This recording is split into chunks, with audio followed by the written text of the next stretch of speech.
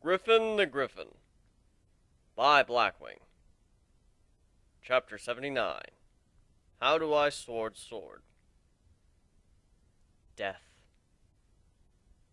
Pain. Vengeance. Wrath. I decided to put off the interviews till tomorrow, since all the ponies that had come from a distance to get here were rather tired, and I had the feeling that many of them had not yet gotten over the shocking fact that there was indeed aliens among them. So, I let them settle in and instead tried to get some rest, only to be plagued by the disturbing images that swirled in my head.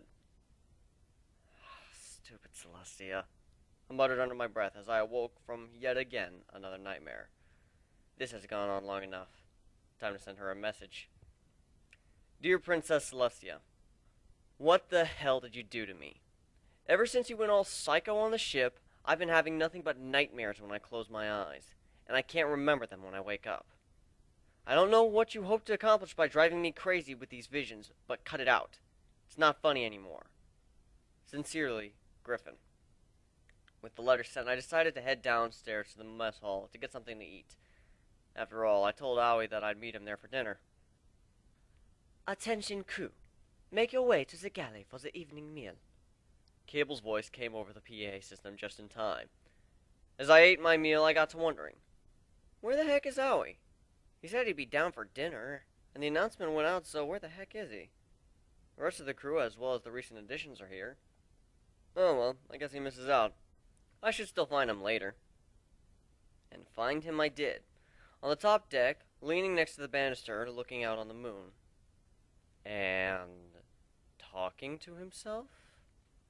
I've been on plenty of airplanes before, but something about an airship, I don't really know. Has a certain serenity about it, doesn't it? He turns around, slightly startled. So, he can be snuck up on. Thought I'd find you here. I feel a lot less cramped, that's for sure. He replies, turning his gaze back to the horizon. Finish your meal? Yes, although you seem to have missed yours. I wasn't hungry anyway. Besides, there's no way I could get through the crowd in time. They certainly are enthusiastic when food is on the line, I laugh. The things those cats do to get their nom-noms. Who isn't? I walk up to the banister and rest my arms on it. You know, this could be more than just hitching a ride. We've got the same goals, and we could always use another skilled hand. More importantly, I like you, and I don't say that lightly. Duly noted, he smiles. But I do have a clan to get back to. Maybe if we do cross paths again, I'll help you if you need it. True enough. I figured you for a lone wolf, if you'll pardon the pun. You'd rather be leading your own pack rather than joining another. That's the thing. I learned a valuable lesson when working with a team. One, you need to have absolute trust when working with them. The second, he paused for a moment, as if to recall something. Never let them out of your sight. The paranoid are only fools till it pays off, Paranoid has nothing to do with it. He turns around and looks me in the eye. I paid the price for thinking that I had covered everything. Every single loophole, thinking we could pull it off without a hitch. The cost was my entire team dead and me in a hospital for over a month. Of course it does. Look at me. I would never have gotten this far if I hadn't planned for every single situation and contingency plans as well. As soon as I let my guard down, as soon as I stopped worrying, Trixie got shot in the chest. She could have died, and it would have been entirely my fault. That's the thing, isn't it? In this profession, we cannot afford to make mistakes. I let out a sigh. But nobody's perfect. Eventually we do make mistakes, and when we do, it hurts. So long as we know we did everything we can, that there's nothing more we could have done, and that we did our best, does it really matter? Howie gives a smug grin. I guess we can't change it. Only move on, knowing not to make it again. Even me. I was looking for a meaning to my life, so I decided to save that of another. Came back to bite me, and I always hated that fact, but how was I to know? If I hadn't done what I did, Would things have been any different? If so, how would they have changed? I'll never know, and it's pointless to even think about it. Every decision we make all leads to where we are now. And thinking back, do you have any regrets? Only one. And that is, I'm genuinely interested in what this lone warrior looks back on with shame. I say that I was helpless. I say that I could have done nothing. He started to laugh an uneasy laugh that puts me on edge. But I could have tried. At least tried to take that bastard's knife and drive it straight through his heart. But that wouldn't have helped. I wouldn't have brought my parents back. Who knows? I probably wouldn't even be here. Damn straight. And in all odds, you would have died right then and there. But you had patience and prepared yourself. Either way, you got your vengeance. And this one only took a little longer. Griffin, he says as he sighs, back to lean over the railing. I give a to tell him I'm listening. About Ember. What do you plan to do about her? Dodge her as long as I can. I know that look in her eye. She's not about to give up just because I keep ahead of her. She'll chase me to the end of the world and beyond. When she eventually does catch me, I just hope that I'll be able to handle her by then. Certainly can't right now. She beat the stuffing out of Luna, and she's way beyond me. Dodging may help temporarily, but you have to know whether or not you are ready to face her. I have an idea of what she's going through after all. I've been through it myself. I have no idea what to say to that. To her, I'm a monster that killed her father. To us, her father was a monster that was trying to kill us. We see each other as evil, something that needs to die. But then, who's right? Neither of you. If you two actually decide to fight, at least without listening to each other first. He sighs again. Something is on his mind. He's thinking about something, and it's putting him off. Little known fact, I've been on both the giving and receiving end of a vendetta. I'd be willing to listen, but something tells me she won't be so talkative. Unless... I put on a devious grin. I find her first. I take the initiative. I track her down. It should at least throw her off guard long enough for me to get a word in. But what to say? I don't think she would be in the mood for 20 questions, Griffin. I wouldn't need 20. Just one. Why do you want me dead? I know the answer, but if I can get her to explain it fully, I can find the holes in her reasoning. There's still no guarantee, and I'll probably wind up dead. But then, that would happen anyway, wouldn't it? Depends. Do you want her dead? I pause to think on what he's asking. He apparently takes this for deceit. Be honest now. Honestly? No.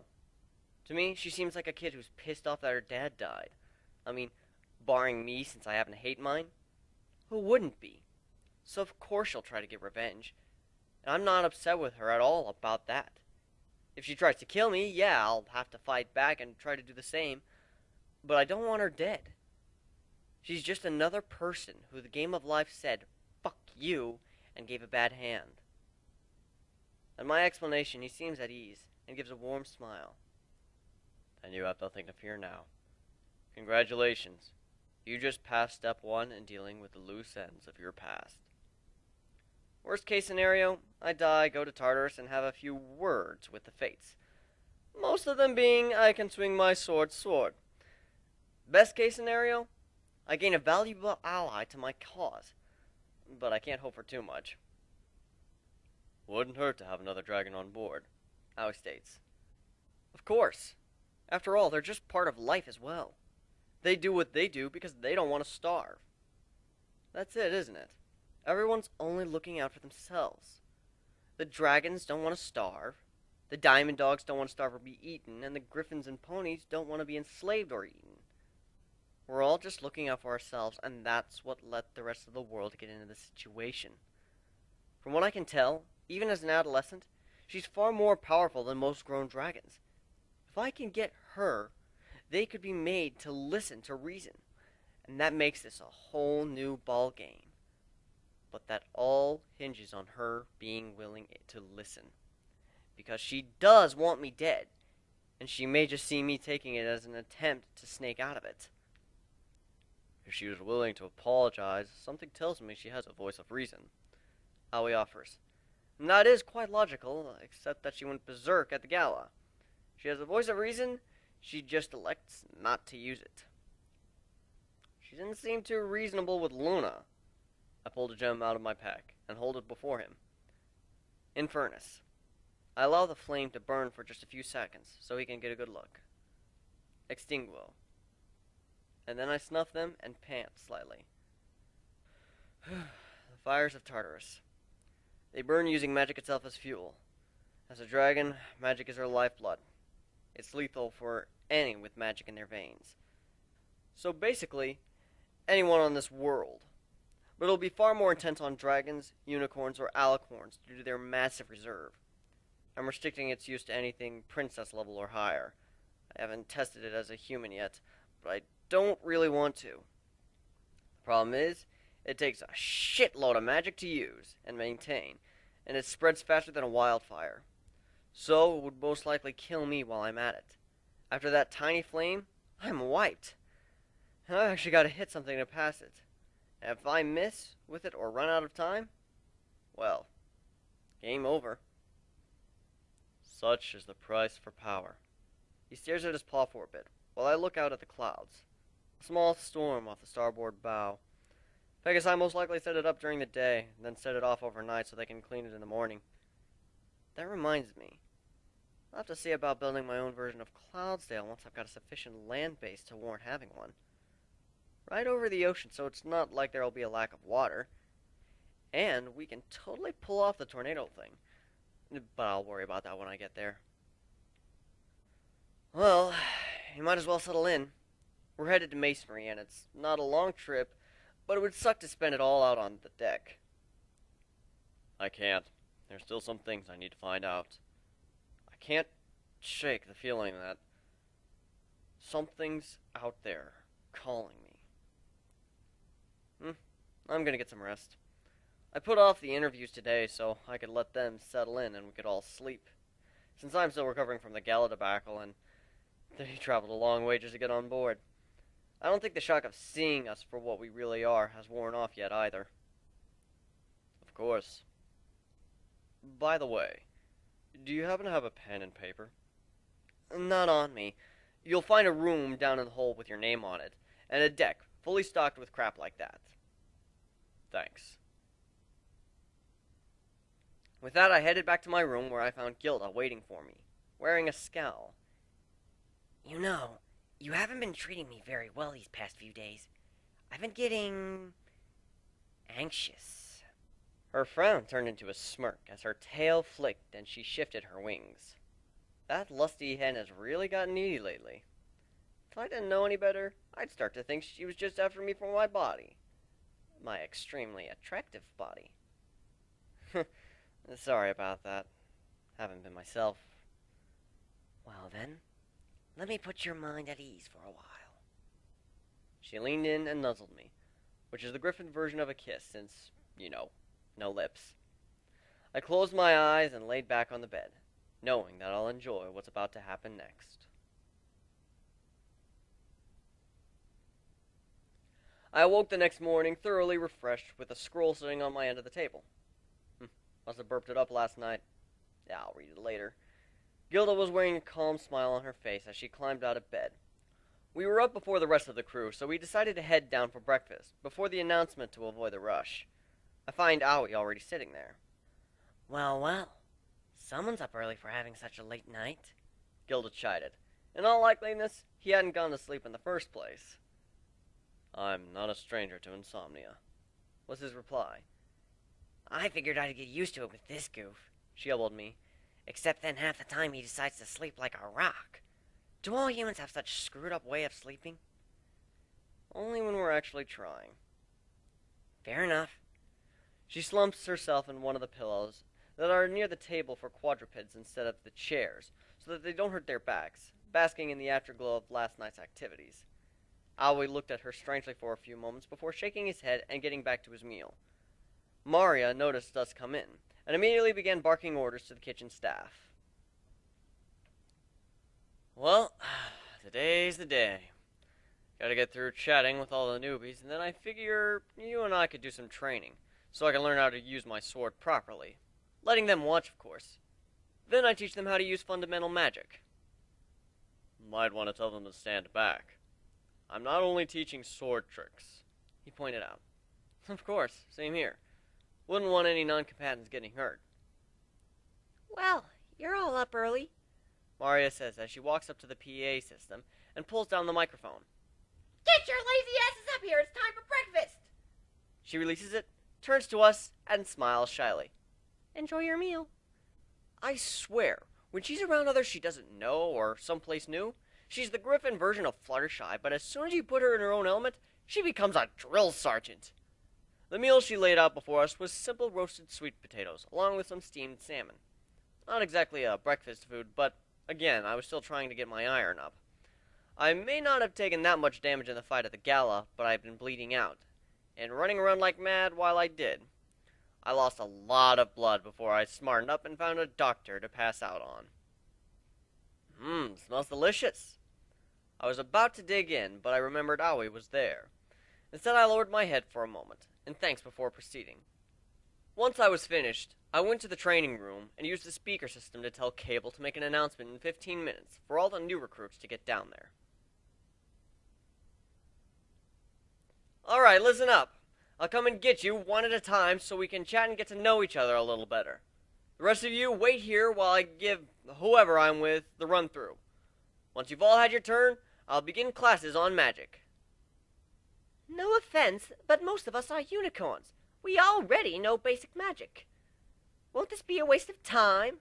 A lime green mare with a dark brown mane asked. Well, after the interview, I'll be the one to determine if you're exempt from my classes. Perform well, and we'll see. So then this isn't a verbal interview, is it? The lone earth pony stallion spoke up. Only partial. The other part will be you showing me what you're capable of. I smiled. Sweet, he replied. The other ponies looked at him like he's nuts. Oh, and by the way, Celestia may or may not have a spy among us, keeping an eye on me. If they happen to be here listening, I'd like them to know that I have nothing to hide. I have been completely straightforward with her for as long as I've known her. She really ought to trust me more, and she can spy all she wants. I don't care.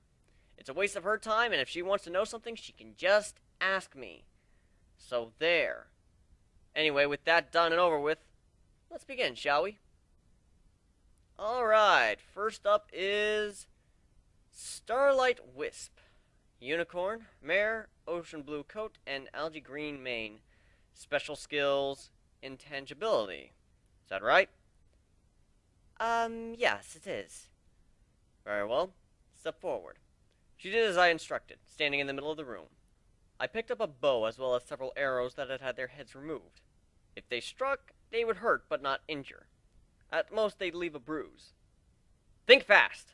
I quickly drew the bow taut and fired. In that instant, she got the deer in the headlights look, froze, and was hit on the right shoulder by the blunt projectile. Ouch! Hey, what was that for?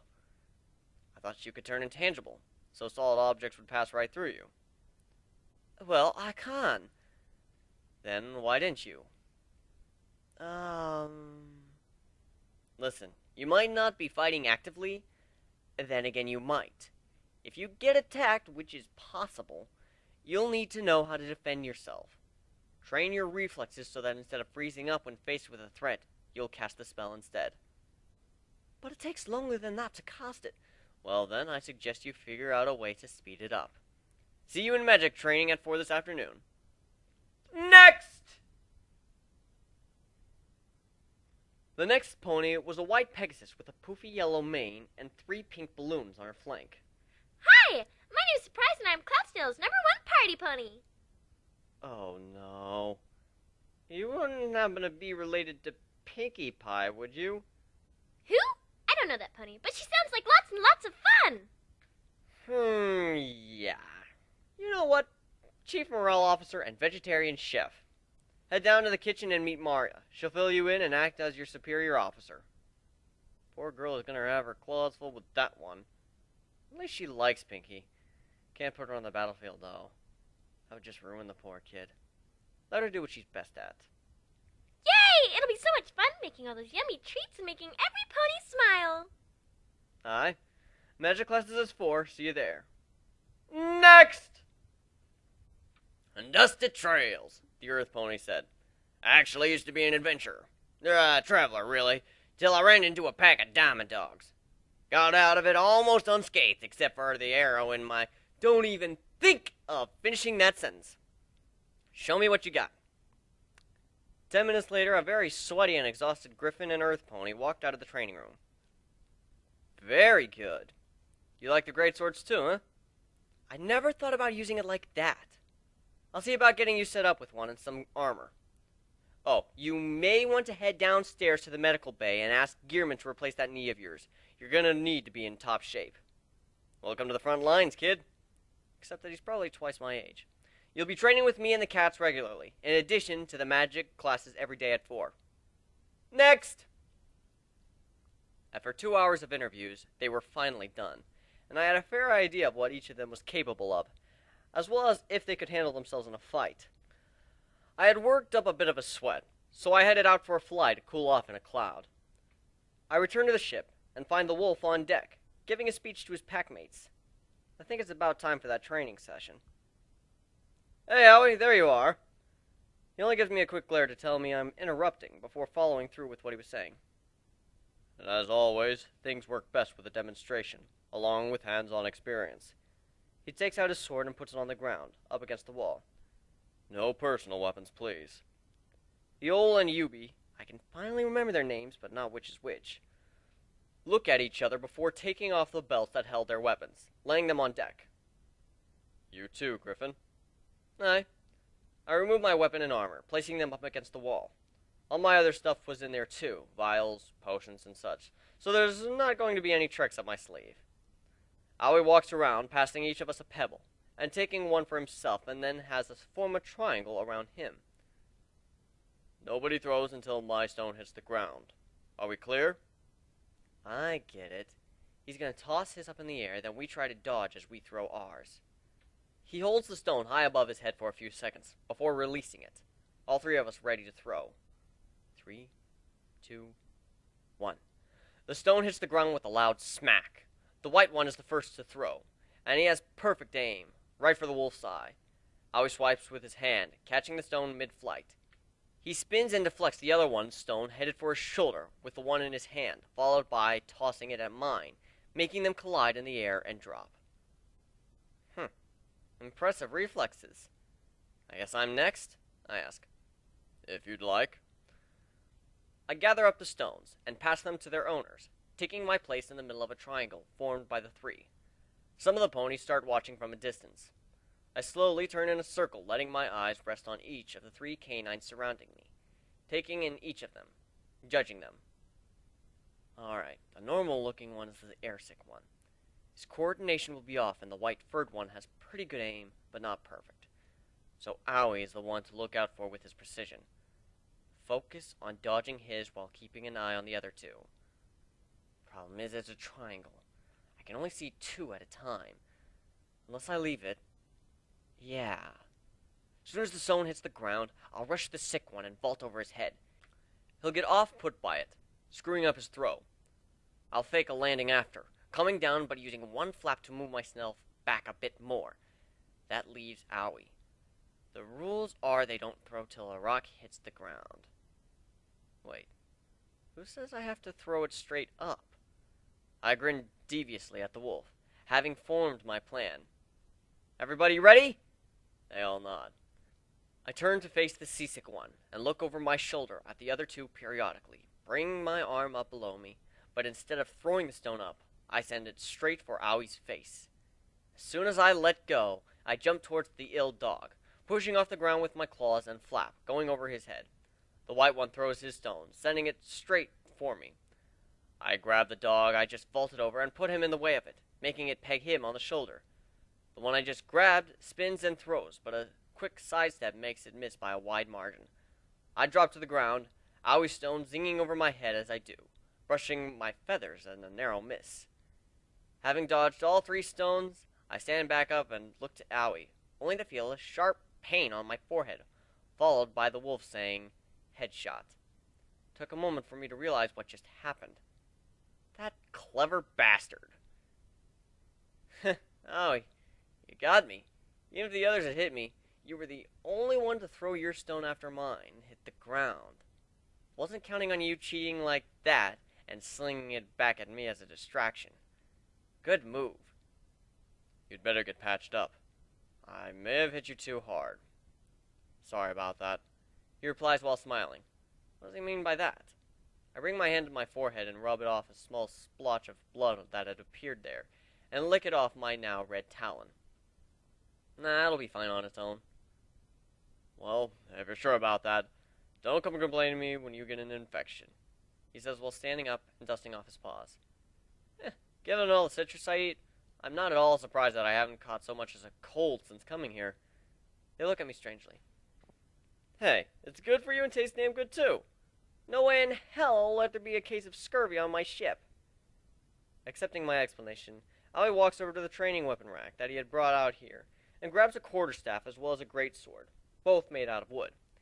He passes me the large blade and cocks his eyebrow. You are familiar with this kind of weapon, am I right?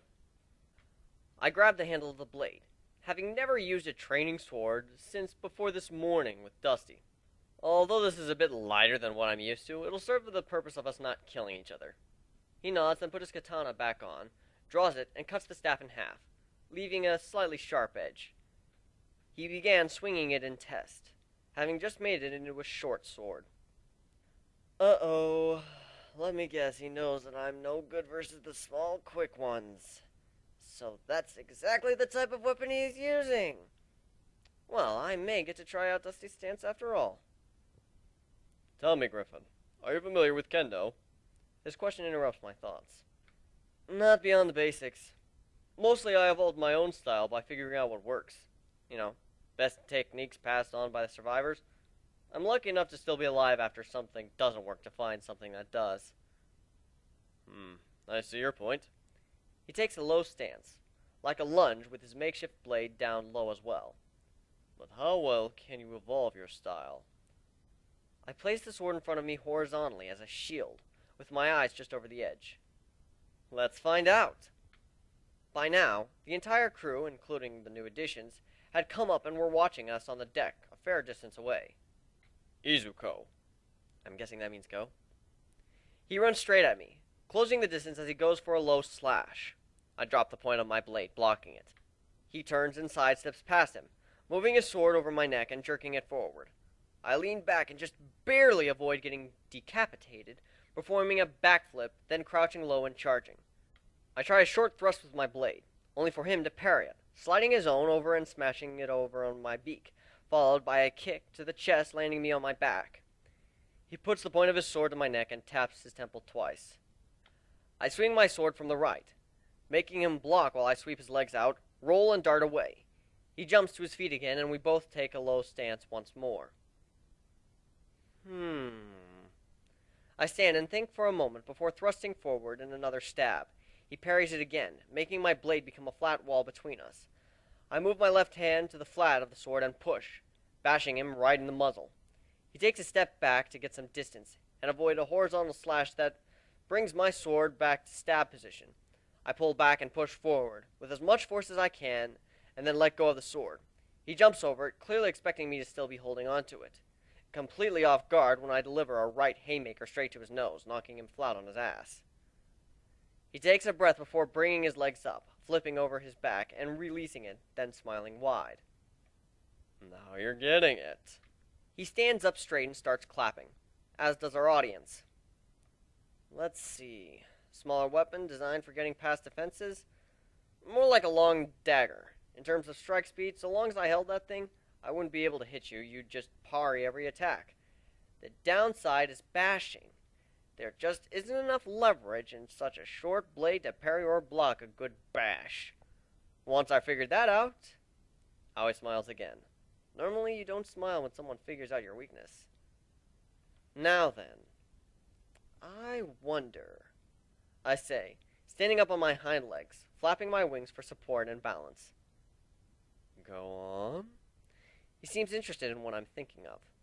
I bring my sword up vertically, holding it like a spear, pointing the tip at the ground with the hilt above my head.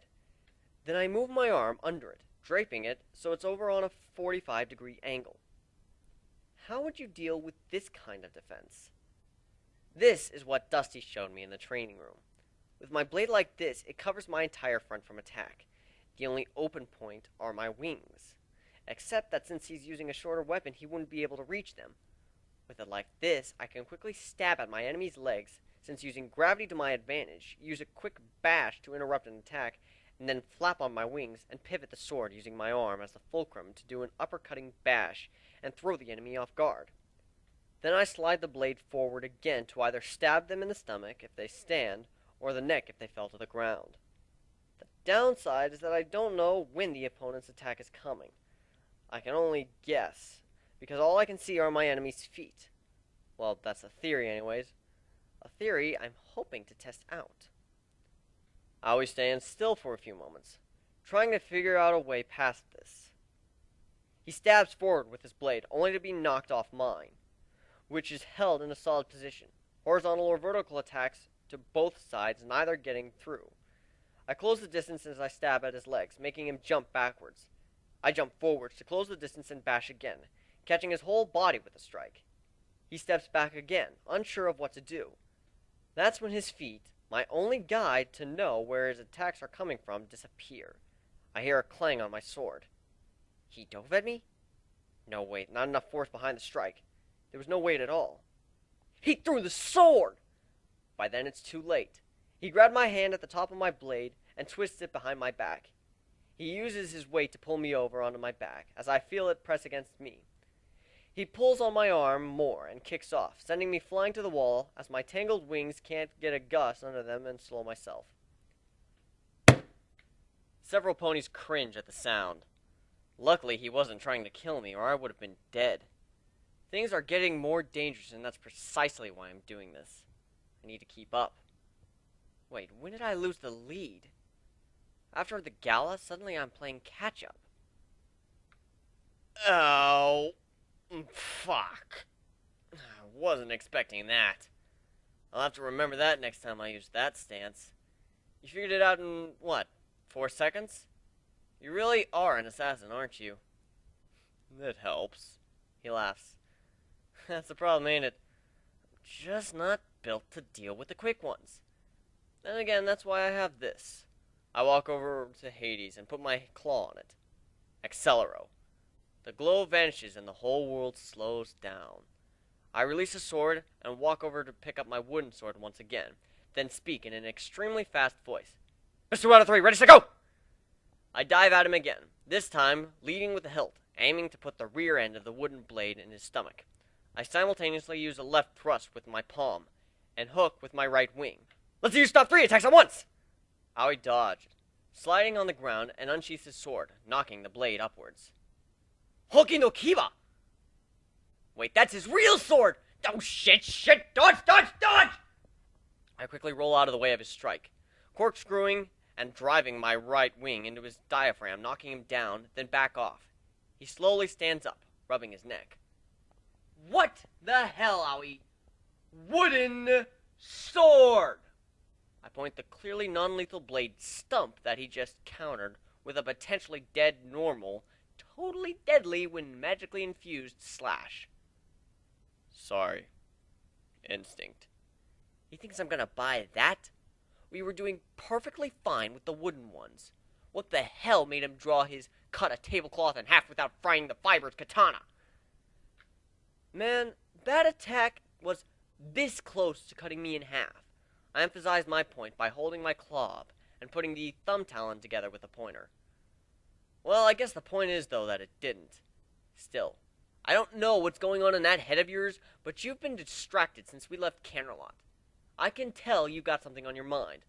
I suggest you go get your shit in order. Now I think we're done for the day. Go get some rest. Staying up all night isn't good for you. He sighs and shakes his head, putting his sword back in his sheath and stowing it in his clothing. Off to bed with you. Now. And don't even think about trying to slip out or I'll get Nadine to come over. And you do not want that. You always confine guests to their barracks? I glared angrily. This isn't something to make light of. When they nearly kill me? Yes. I know about the whole insomnia deal. I've been through it. But if you don't get some rest, I will drug you. So I suggest you lay down. I don't care if you sleep, meditate, or lay in bed awake all night thinking. But you are confined to your quarters till tomorrow at breakfast. I'll have one of the cooks bring you lunch and dinner. Damn it, Howie. Get your head on straight.